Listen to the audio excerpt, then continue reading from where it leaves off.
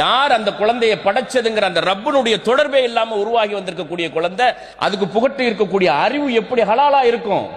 பகுத்து பார்க்க தெரியுமா அந்த பிள்ளைக்கு? எது ஹலால், எது ஹராம், எது என்னுடைய கலாச்சாரம், எது மாற்றானுடைய கலாச்சாரம்? புறக்கணிக்க வேண்டியது என்ன? என்னுடைய கடமை என்ன? என் தாய் தந்தை யார், என் மனைவி யார், மக்கள் யார்? ஒன்றும் கிடையாது.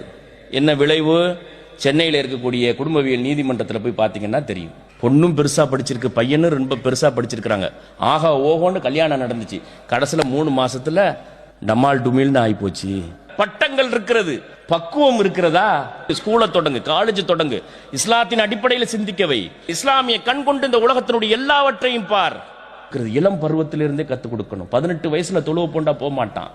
4 வயசு 5 வயசுலேயே பல்லு வளர்க்குற மாதிரி, டாய்லெட் போற மாதிரி, ட்ரெஸ் போற மாதிரி, உன் வாழ்வினுடைய அங்கம் என்ன? பள்ளிவாசலுக்கு போகணும், தொழுகணும், மரியாதை செலுத்தணும், கண்ணியப்படுது. இதெல்லாம் வாழ்வினுடைய அங்கமா வரணும். இது எங்கேருந்து உருவாக்கப்பட்டுச்சு? From schools.